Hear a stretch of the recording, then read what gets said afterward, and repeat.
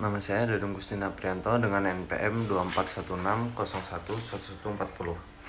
Di sini saya akan menjelaskan pertanyaan mata kuliah Sosiologi Pembangunan.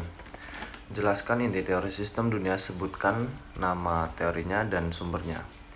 Teori sistem dunia yang dikenalkan Immanuel Wallerstein melalui karyanya The Modern World System 1974 merupakan pendekatan analitis yang memandang dunia sebagai satu kesatuan ekonomi kapitalis yang terintegrasi.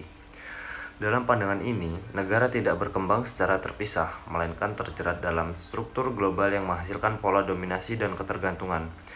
Sistem dunia secara fundamental terdiri atas negara inti, semi-periperi, dan periperi.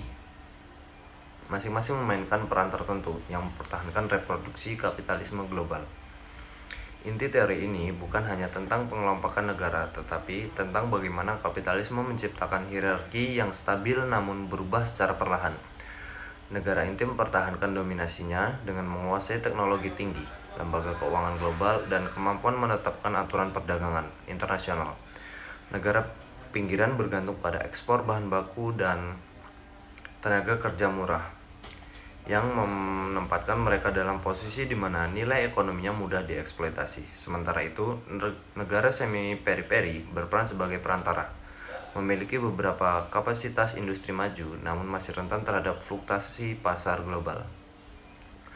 Melalui perspektif ini, pembangunan dan ketimpangan tidak dipandang sebagai kegagalan internal negara tertentu, tetapi sebagai konsekuensi dari cara kerja kapitalisme global. Teori ini memberikan penjelasan historis dan struktural tentang mengapa negara tertentu tetap kaya dan yang lain tetap bergantung. Dengan demikian, gagasan Wallerstein bukan sekadar klasifikasi, tetapi kritik terhadap sistem ekonomi dunia yang mengandalkan ketidaksetaraan sebagai pondasi keberlanjutan. Sumber ini diambil dari karya asli Wallerstein yang menjadi dasar teori sistem dunia. Wallerstein Immanuel, The Modern World System Vol. 1, Kapitalisme, Agrikultur, and the Origin of the European World Economy in the 16th Century, New York Academic Press 1974, dan The Modern World System Vol. 2, Mercantilism and the Consolidation of European World Economy 1600 sampai 1750, New York Academic Press 1980.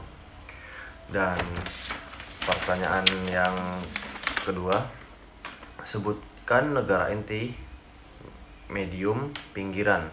Nama teorinya pada periode setelahnya Rusia, dan jelaskan dengan argumentasi yang kuat menggunakan teori sistem dunia. Teori sistem dunia melihat perkembangan negara bukan sebagai proses terisolasi, tetapi sebagai bagian dalam struktur kapitalisme global yang membagi dunia menjadi 3 posisi: core, semi-periperi, dan periperi.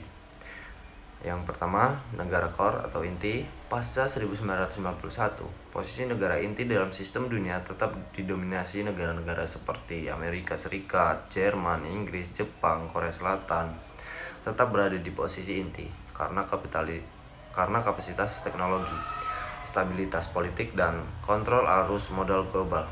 Argumen yang mengatakan bahwa mereka menguasai dunia dan sistem dunia masuk akal, tetapi perlu disadari bahwa kekuasaan inti bukan hanya soal ekonomi. Ia terbentuk dari jejaring institusi global, standar teknologi, dan kemampuan menentukan arah inovasi. Asumsinya adalah bahwa dominasi core bersifat absolut, padahal pada kenyataannya mereka juga mengalami tekanan, misalnya dari kompetisi AI dan manufaktur Cina. Yang berikutnya adalah negara semi-periperi.